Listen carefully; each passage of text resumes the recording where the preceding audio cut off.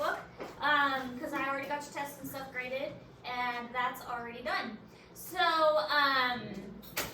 we just need to continue on with our notes for today, and then you'll have time to work on your assignment. So yesterday we kind of introduced ecology and talked about the basics of ecology. Today we're going to expand on that a little bit and talk about different types of growth. Now with ecology, it's the study of interactions, how living things interact and work with each other, and one of that is looking at how they grow in general. Now there's this thing called exponential growth. Exponential growth, and the other one we're going to talk about is logistic growth. But first, exponential growth. Exponential growth is growing without stopping or without limitations. So exponential growth is growing without stopping or limitations. This shows kind of like a J curve, and we'll look at a graph in a moment of this. This J-like curve is continuously rising and rising and rising and going higher and higher and higher. This is actually something we're not going to see continue naturally in nature. It's very, very rare. And the reason we say this is because usually there is something that comes along that will knock it out and limit it. There is something that prevents populations from growing out of control. Whether it is a disease, whether it is predators, whether it is resources, like they run out of food. Usually there is something that prevents a population from growing indefinitely. Something knocks it out and keeps it in check.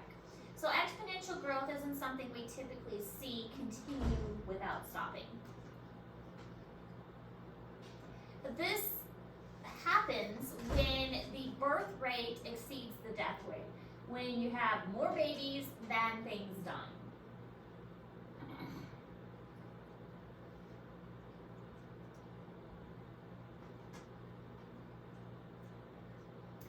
So here's what an exponential growth curve looks like. It usually starts off pretty slow, but then over time it'll continue to grow. And it makes sense when you think about it, because about right here, you're going to have individuals that are able to reproduce, and then as those individuals produce more individuals that are able to reproduce, it just keeps growing and growing and growing, and then eventually you have a lot, and then a lot of those are able to reproduce, and they produce a lot more, and it builds on top of each other, and before you know it, you have kind of this explosion in a population, and it grows very, very rapidly. So what we see happen is a population that takes off. Now again, this is not something that can be sustained for a long period of time normally. And that's because if you have a population that is doing this, it's naturally going to run out of food, it's naturally going to run out of space. When you have something that's crowded, they are going to they're going to have a disease that comes through, something like that. Now, don't get me wrong, I'm not really complaining. Are you guys all right? You're not sick or anything, right? I'm never this quiet. Again, not that I'm complaining.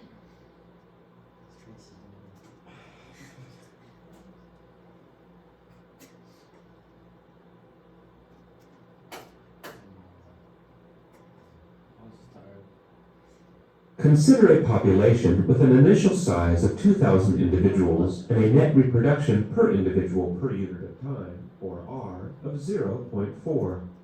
Over the next 20 months, the size of this population will increase by more than 600 times. Okay, so basically it just showed that the population is going to increase. So if you have 2 babies and those 2 babies have 2 babies each, and then those 2 babies have 2 babies each, it's just going to explode over time. Now, again, that's not something a population can sustain for a great amount of time, and eventually you're going to reach something called carrying capacity. Carrying capacity is the maximum possible growth rate that the population can sustain, and this is what is normal and a healthy population can only hold so much. So think of Liz, for example. When I first got Liz, I did a lot of research about what size of tank was appropriate for a bearded dragon. What size of tank did I need for an adult bearded dragon to be in comfortably? And that was the size of tank, it's called a 40-gallon breeder tank. That was the size that was, they said was a good size for an adult bearded dragon. So that's the size that I got. That was the carrying capacity for a bearded dragon. Now, if I put 2 or 3 in there, do you think that would be a good? I think it'd be a little full. Exactly. So that's the point. You can shove more than one bearded dragon in there, but it's not going to be comfortable. That's not enough space. I mean, if we fit 5 bearded dragons in there, you would look at that and you would say they'd be tripping over each other. That is not a good carrying capacity for that. So that container could not reasonably sustain more than one bearded dragon. If you shoved 50 students in this room, not comfortable. It would not be comfortable to have 50 students in this room because that is not the carrying capacity for this room. So a carrying capacity is what a habitat can reasonably sustain with the resources that it has available. And we're looking at long term here. Now, usually what happens is the habitat will the population will kind of bounce around. It'll go above the carrying capacity, and then it'll kind of dip below, and it'll kind of bounce around that ideal line. And it won't just be like steady, it'll kind of just fluctuate around that carrying capacity. And that's usually how it works in nature. There's this ideal kind of invisible line at what's perfect, and the populations will kind of bounce around that. Another way you can envision it, and I might even have a picture of it on one of the slides, because I really like the visual, is you shove a bunch of fish in a fishbowl and the fishbowl is overflowing with fish. That's not ideal conditions, but you put 1 or 2 fish in there and it's nice and that's enough room for them all. That's how carrying capacity works in the environment. There's only so much space, there's only so much resources, and that's how it fits. Another vegetable. Yes. Okay, get that crap. So we need to do I can carry one of that 280.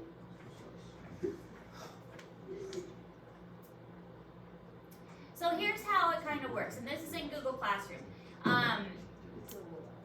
The population will overshoot, and then it runs out of resources. Say it runs out of food. And so lack of food causes them to die off. Well, now that there's not as many, the food is able to come back, and so the population is able to correct itself because they have more food again. And so they kind of bounce around. And so you can see that they're all kind of bouncing around this imaginary line right here. So you can draw a line from where they're all bouncing around, and that line is called the carrying capacity. So if you take measurements of a population over an extended amount of time, eventually you will see, and see this was taken over an extended amount of time, over 100 years, you'll see the population kind of bouncing around this one area. And you can figure out, okay, this habitat can sustain this amount of individuals. So this is the carrying capacity of this particular habitat. This is what this habitat can handle over a long amount of time, over 100 years. This is what this habitat can do. This is another way you can envision a carrying capacity. You have a bucket. The bucket can only hold so much water. What you're putting into that water is the reproduction. This is how many babies you are putting in, or how many organisms that are like coming in, whether it's babies or whether it's immigration. We talked about immigration, or with an I, coming into the population. Everything that's coming into that population is the water from the hose. But there are things that are leaking out of that, whether, like if it's bad weather, human development that's destroying that area, loss of habitat, old age, disease, predators, starvation, all of that is eliminating things from the habitat. And just excess population in general. So the carrying capacity is only what that bucket can hold. Anything extra is going to leak out of that bucket. So the habitat can only carry a certain amount. So the things that are limiting the population are called limiting factors. And there are 2 kinds of limiting factors. There's something called a density dependent limiting factor, and there's a density independent. So first of all, the density dependent factor. This depends on the size of the population. If it's a density dependent factor, it's something that depends on how big the population is, such as a disease. Why? If you have a disease Do you have and people are close together, it's going to spread. That's why when we had COVID, everybody was saying stay 6 feet apart, don't gather together in large groups. There was all this, spacing at stores that you went to, and you still sometimes see it at stores or at hospitals that stay 6 feet apart. Because disease is a density dependent factor. And another density dependent factor is resources, how much food there is. The more animals in an area, the less food there's going to be. So that's a density dependent limiting factor. So these things depend on how big the population is. Your population will be limited based on how big the population is overall.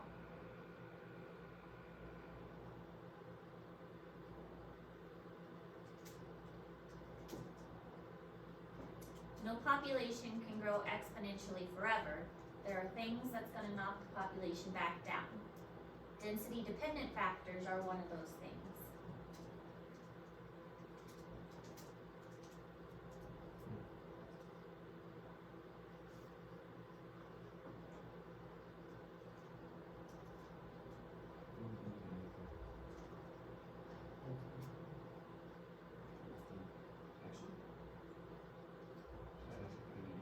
Please do.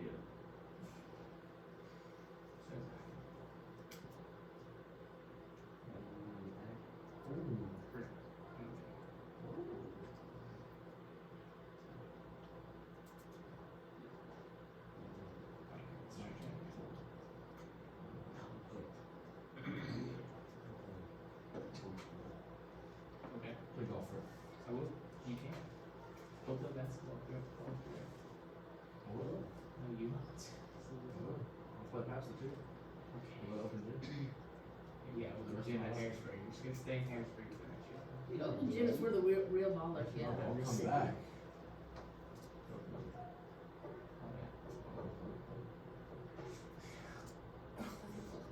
Probably. Dude, I gotta get out of the state. Me too. Missouri still works. Missouri sits here. I wanna go up north. Alright, so limited resources, again, is a density dependent factor. Interspecific competition. Intraspecific means within a species. So these are organisms that are competing amongst themselves.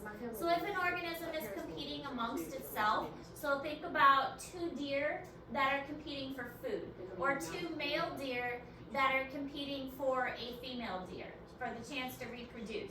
Those are intraspecific competition. They're competing amongst others of the same species. But those are all density dependent limiting factors. Honestly, Farm. 60 acres. I gotta that's stay my on the life. farm. Way too much crap happening. That's why Florida's so awesome. So did Texas. I wanna go, I want there to be a beach, like I wanna be able to go fish. Texas, there's a little sliver of the Gulf of Mexico. Texas is Because you gorgeous. farm there, Miles? You only see that, no, Mayor Cobb, the only Texas. thing, the only good thing about Texas is everything's super cheap. And all the cattle are bigger. Everything's bigger in Texas. Everything's bigger in Texas, even Crosses especially. the border with Texas. Yeah. From 2 to 5. 100 pounds. Huh? Talking about. Oh, I thought someone was saying.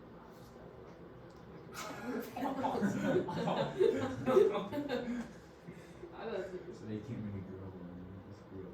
Just grow up. As soon as you cross that border, it's slow up. I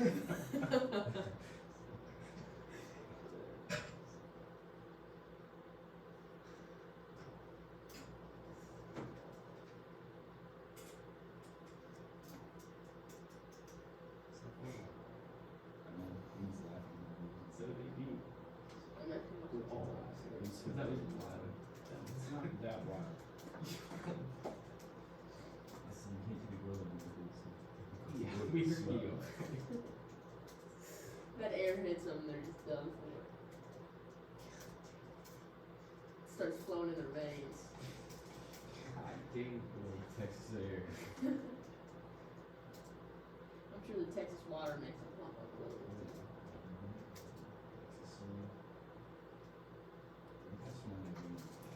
Okay, so here's some examples of interspecific competition. We have two species fighting over food, two species fighting over mates, and two species fighting over, here's another mate. So these might be fighting over territory as well. So different reasons for species to fight, but intraspecific is fighting within the same species. We also have something called logistic growth. Logistic growth is different from exponential growth. Exponential growth is growing without stopping. Logistic growth is growing to a certain point and then leveling off. This creates kind of an S-shaped curve, and they usually stop when they reach carrying capacity. So species specific and they're environmental specific, and they can typically change over time. So carrying capacity can change, carrying capacity can go down in wintertime and up in the spring and the summer. And usually it's going to consist of a sustainable supply of resources, and this is going to determine the population size. So population size can be large or small, different times of the year, different habitats. Obviously the rainforest is going to have a higher carrying capacity than like a desert is going to have. So a lot of it will depend on the habitat itself and the animals that live there and what requirements those animals have.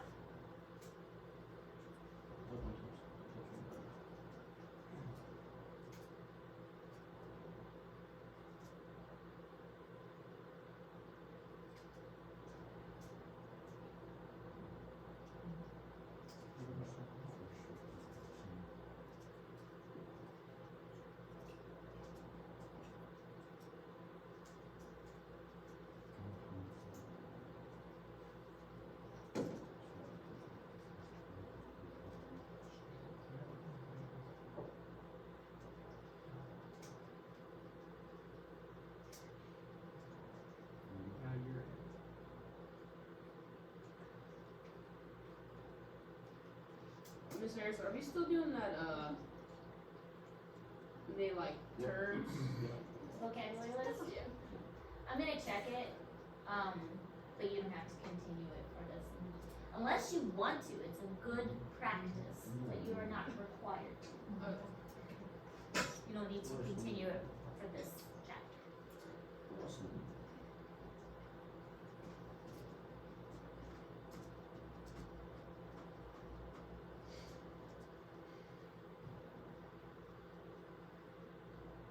So here's how logistic growth works. It continues up to a certain point, and then once a certain point is reached, it'll kind of taper off until it reaches the carrying capacity. And sometimes it'll even drop to a new carrying capacity. So maybe one of them was like summertime and one of them is wintertime. The carrying capacity can change, but with logistic growth, it will taper off and kind of plateau and find a area that it is stable at. Doesn't continue to grow like we see with exponential growth. Now there are also density independent factors. We talked about density dependent, and then there are density independent factors. These affect all animals equally, and it doesn't matter how big the population is. Whether the population is small or large, it's going to affect them all equally. Examples of this are usually natural disasters such as earthquakes, fires, floods, and things like that. It doesn't matter if your population is big or small, a fire is going to affect all the populations just the same. The fire is going to wipe out a small population just as easily as it's going to wipe out a large population. So it doesn't matter the size of the population for a density independent limiting factor.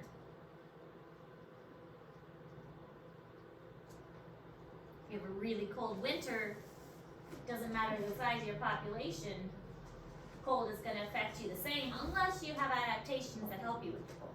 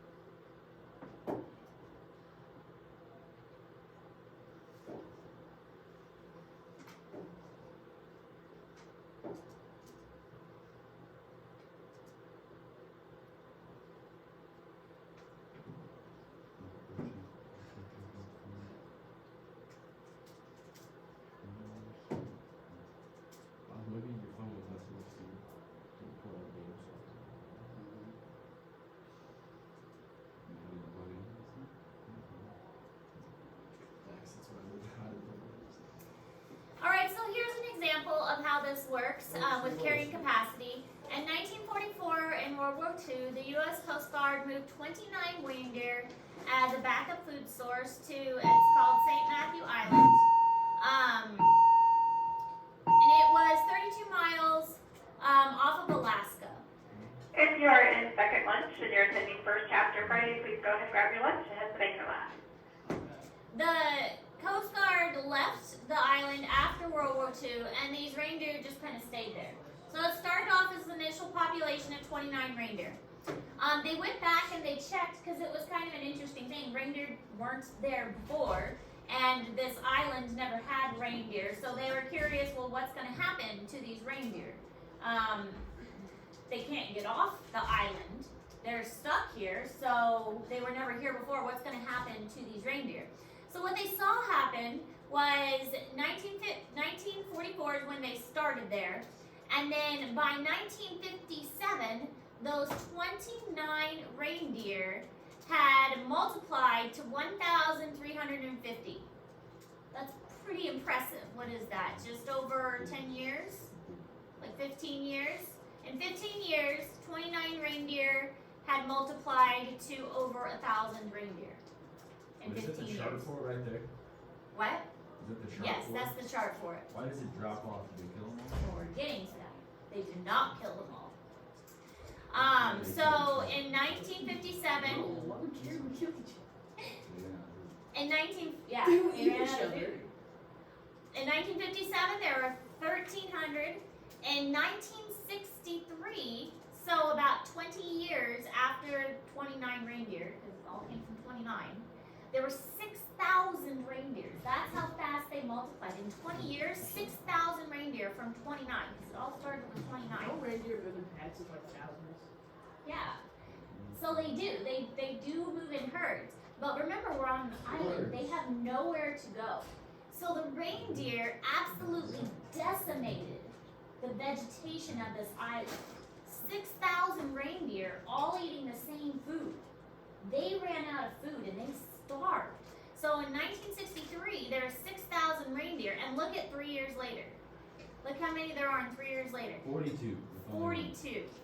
And only one of those was males. So Dude, you said something was happening. Yes, it was.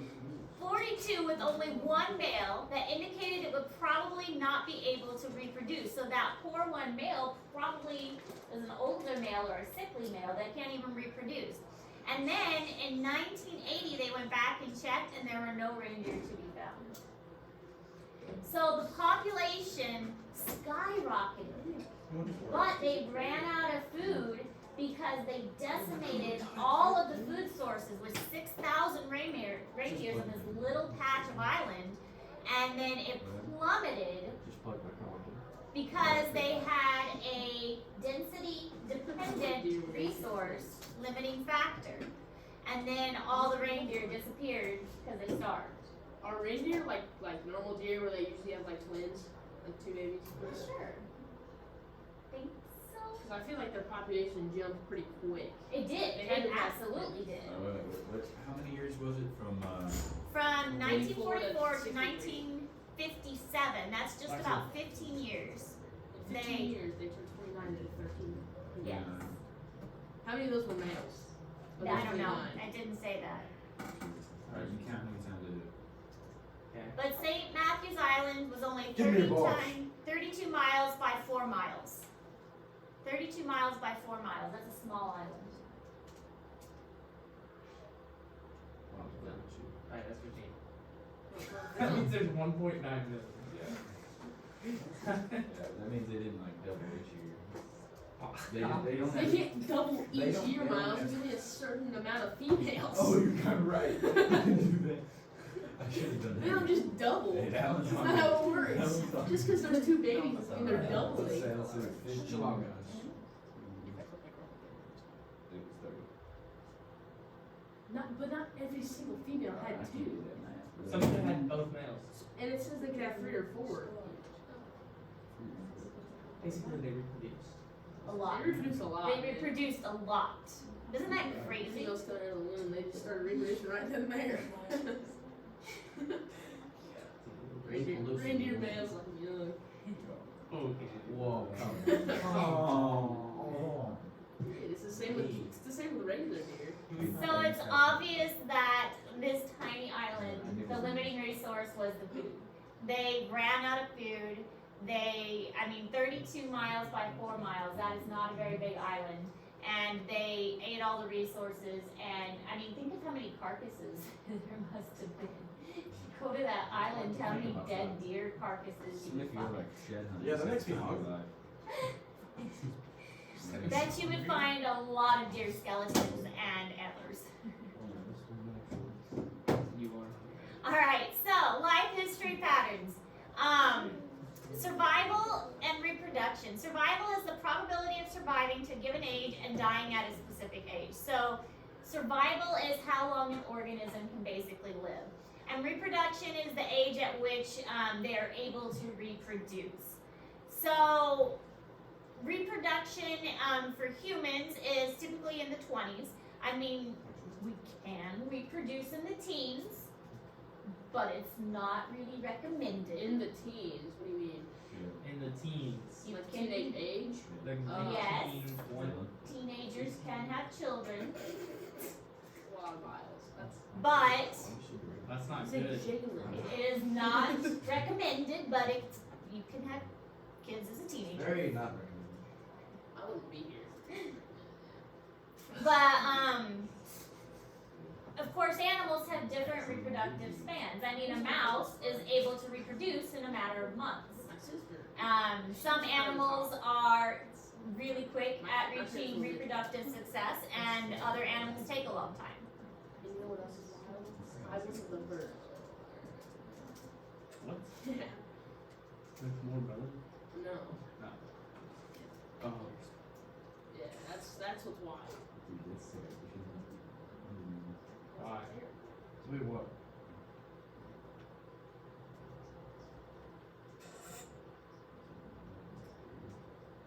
Before me.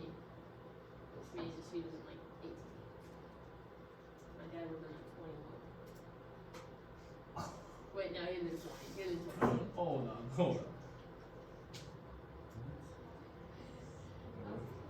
You guys know my parents are only like 35, 36. Yeah, this Alright, bro. Oh, Tracy. I'm thinking of something, but I don't. Okay. No, this. No, don't even do it. Don't Wait. I'm not sure what's that. I'm not sure. What? Genuine question. What? It's a genuine question. What's your What? genuine question? It's kind of still. Okay, what's your question? Genuine. Yeah. If it's genuine. Come on. So what if they?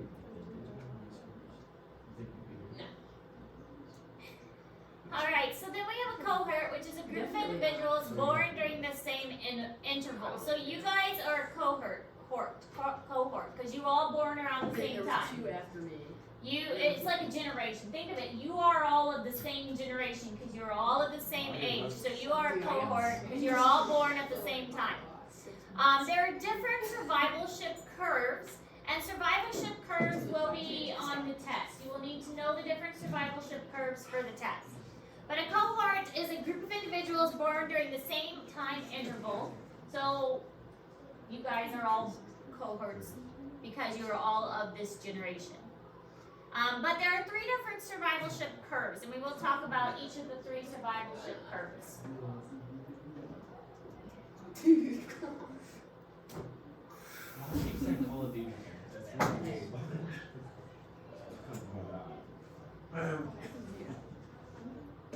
That was gonna be funny.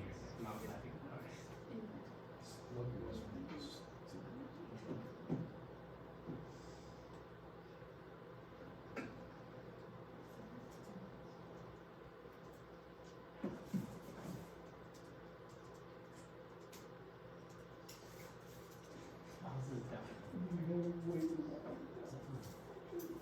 He tried to see something.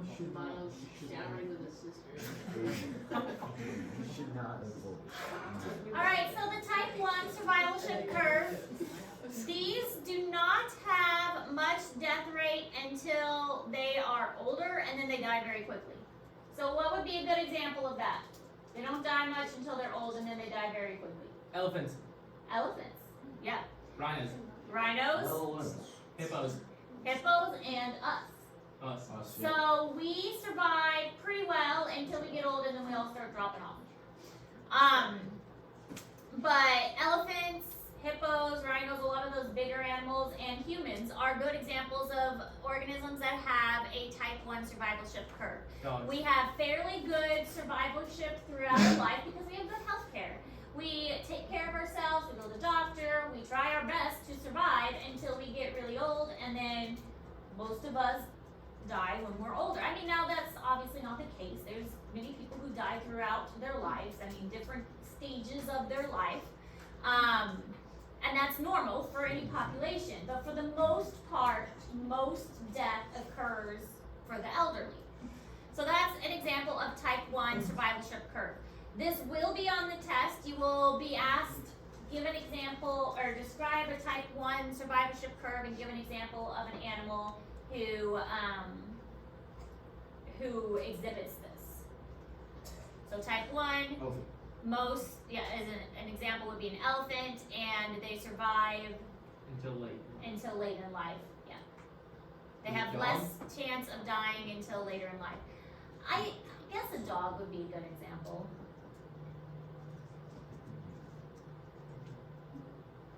So typical of large animals that bear one or few offspring at a time and provide extended parental care.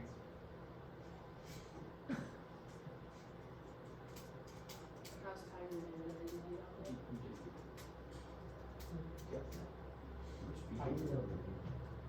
there? Yeah, it is now. He was. Tigers properly raised. Okay, so a type 2 curve, this one's a little bit more rare and a little bit harder to find because it doesn't matter what age they are, throughout their whole life they have an equal chance of dying. Doesn't matter what age they are, throughout their whole life they have an equal chance of dying. Whether they're young, old, or in between, no matter what age, they have a chance of dying equally. Birds are a good example, like a robin. A robin could be old, it could be young, it could be normal age. At any stage of its life, it has an equal chance of dying. Birds, small mammals, lizards, like here, this one shows like a groundhog. Equal chance of dying, no matter, I'm sorry, that's a prairie dog, not a groundhog, prairie dog. Equal chance of dying at any stage of its life. So that would be a type 2 survivorship curve. They could just randomly die. Get eaten, get run over, run out of food.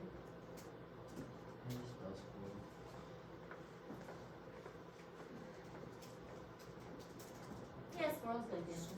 Squirrel. What about a muskrat? Yeah. On the what? Another character we just got arrested for trying to shoot at church.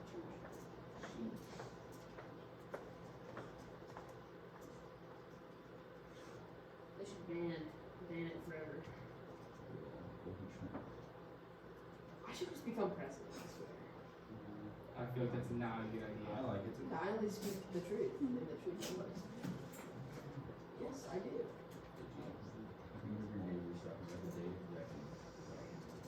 But Miles, you wouldn't like it. Because you're not a gorilla. So what do you think type 3 curve would look like then? It's gonna go straight down. No, I think it's gonna go just straight. Oh my goodness.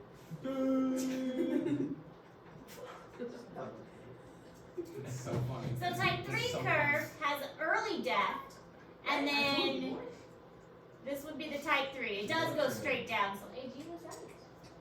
It goes straight down because they die mostly early on in life, and then they survive once they get past that early death. So this would be an example of like sea turtles. Okay, so sea turtles, their highest risk of death is early on in life. Or think of like my spiders, for instance.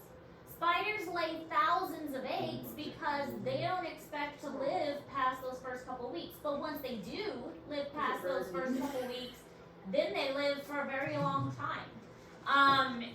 Insects, another good example. Fish. Fish lay thousands of eggs because they don't expect their eggs to live very long. But once their eggs do live, then they live for a very long time. So that's what a type 3 survivorship is. They don't have much parental care. They're usually pretty small. They die by the hundreds, but once they survive, then they survive.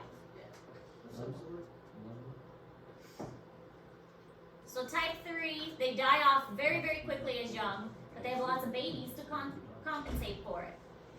All the babies die, but the few that do live, they really live. Ooh, oh wait, no, you can hit it into the people, can't you? Yeah. No problem. Right, I You mean, have 4. that's why I couldn't Dude, do Coach it. Smith, you have 4. Cause Miles Miles almost killed these like 4 old ladies. Yeah, these like No, there's I a was group way of over. I old was ladies way over. walking down the fairway That's on hole bad. 3. So we're on hole 3 going this Hey, way. if They're on four hole two, pieces, right? Get out of the way. They're all No, I was way super far right. Miles slices one into the rough on the far side. Like he went farther right than it went straight. Smash. In- right. It's going straight at these Super ladies. far right. Or super And straight. Coach Smith yelled so loud. Yeah, that was the last one I heard Coach. Louder than him yelling at Fox the other day. Oh, He yeah, it was. yelled Ooh. I'm so mad.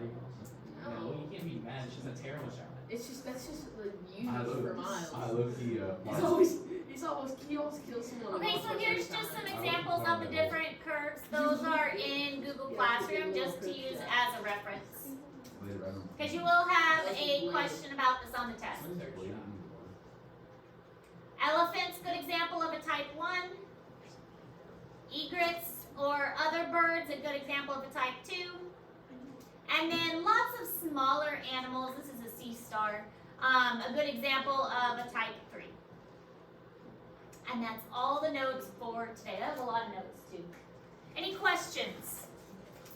The HHMI is the assignment we're working on. I didn't write it on the board yet, but that is due next Friday, so you still have plenty of time to work on that.